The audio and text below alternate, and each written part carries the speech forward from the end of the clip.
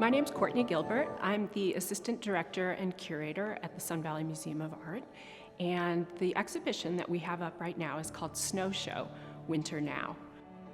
And the Snow Show is a look at the way that the future of winter is here now, both in positive and in negative ways. So, for instance, we are increasingly seeing the effects of climate change every year and the disappearance of ice all over the world, but we're also seeing enormous diversity on our slopes in terms of who's participating in winter sports. In a lot of ways, this exhibition is a celebration of winter, of its magic, of its wonder, and of the ways that many of us enjoy it. The exhibition features artwork by 5 contemporary artists. Each of them uses either photography or video in their work, and sometimes in relationship with other media, as a way to kind of explore some of the ideas that run through the exhibition.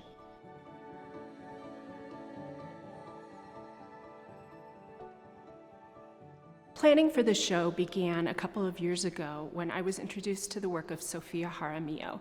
Sofia is a National Geographic photographer. She's a photojournalist, and she has this really amazing body of work doing all kinds of extended projects. The work that we're showing here is a new project, a fine art project that she's been working on for a few years now.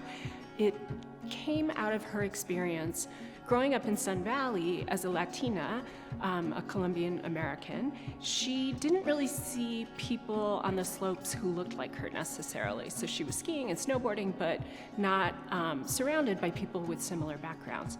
So she started asking herself what the history of snow sport photography would look like if it were reimagined with people of color at the center.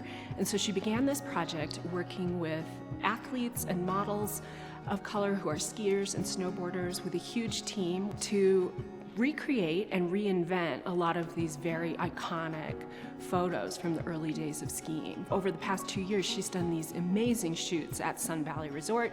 The resort's been super supportive of the project and helped her make sure she can get it done. She also worked with the community library here in Ketchum.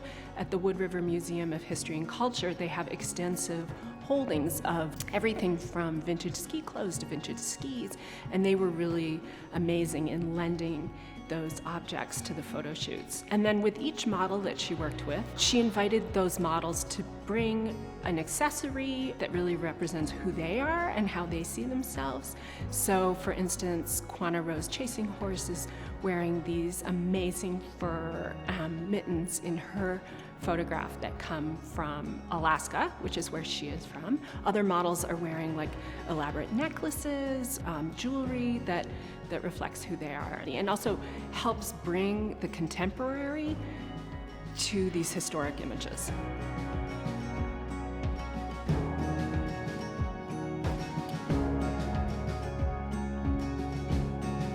Another artist who is probably one of the most renowned photographers of her generation, Catherine Opie, had recently been spending extended periods of time in Norway. What she did while she was there was make a whole new body of work that she describes as portraits of mountains.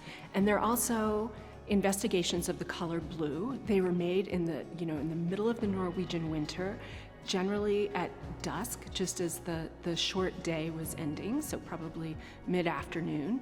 For Catherine Opie, they're not just portraits of mountains, they're explorations of the color blue, the role of blue in art history, and thinking about the way that blue has been a very precious color, for painters from the Renaissance, for instance. And blue for Opie is also a color that's really linked to mourning or grieving. This intentional exploration of blue, in a lot of ways, is about kind of the loss that a lot of us are seeing as winters change. Very interesting exploration of all of these different ideas.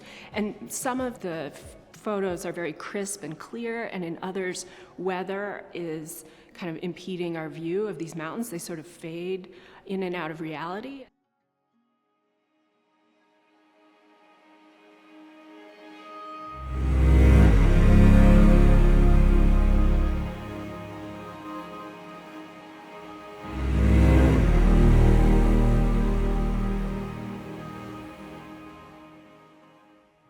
Another artist in the exhibition, Mungo Thompson, like Catherine Opie, is based in Los Angeles. Mungo has a really wide-ranging practice, include everything from sculpture to flat works. The works that we're showing here are from a series of what he calls wall calendars. And these pieces were made during the pandemic. I think he started thinking about them at the same time that all of us were spending so much time indoors, alone, thinking about the passage of time.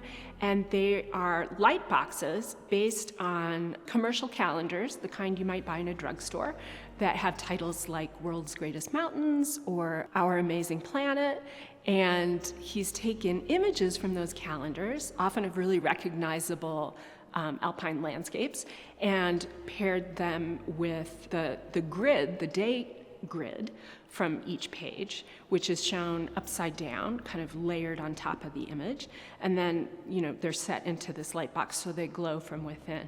These light boxes are really a meditation on time, on the idea of human time, daily time, the way that we record the passage of time as human beings, and then the contrast with geological time, that there's a time scale that we just can't even comprehend that's embodied in these landscapes. The project kind of asks us to think about how our impact is greater than our physical time on Earth.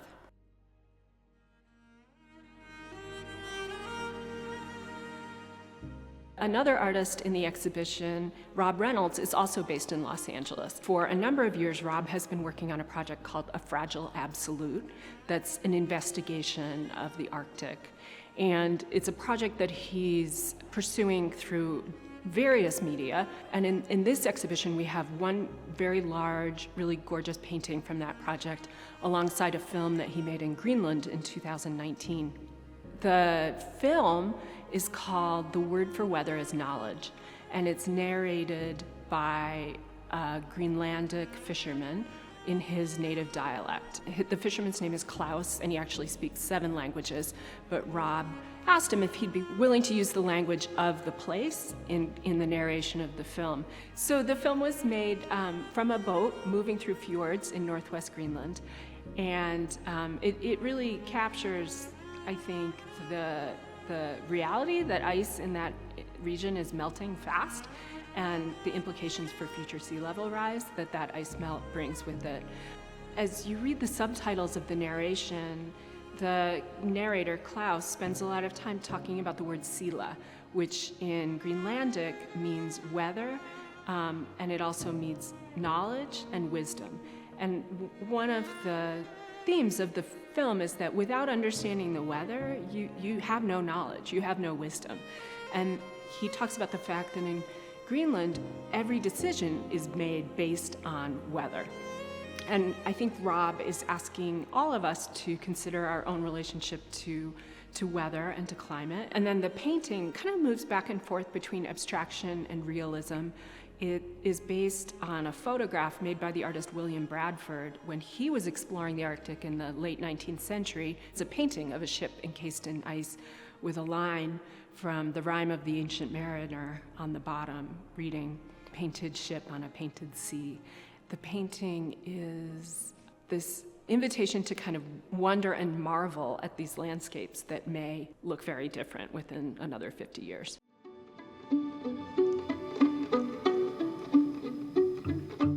The final artist in the exhibition is New York and New Jersey-based artist Ryan Bonilla. Ryan was a competitive snowboarder when he was younger. He remains a Burton, New York City ambassador and snowboards all the time. He was a fashion designer, he's been a filmmaker, he's an artist, he's a photographer. He's worked in lots of different realms of the arts. And the project that we're showing here is a new project created for the exhibition.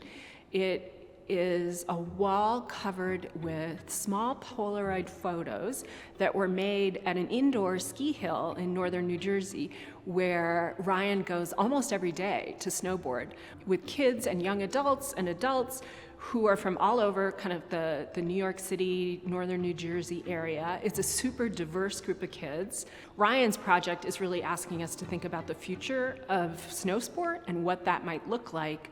The indoor ski hills are actually popping up all over. So in part, it's about how we can continue and adapt to changing climate while still engaging in snow sport.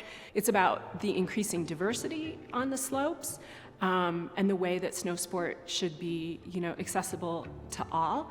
And then there are also these really lovely painted Burton snowboards that we have with the male and female figure that kind of refer to the skateboard culture that Ryan's also part of and snowboard culture in terms of graphics. Some of the Polaroids are very sequential, showing people doing tricks. I hope everybody will come in this winter and check out the exhibition. It's a really nice opportunity, I think, to marvel at what winter is and how magical it can be, and also think about how it's changing.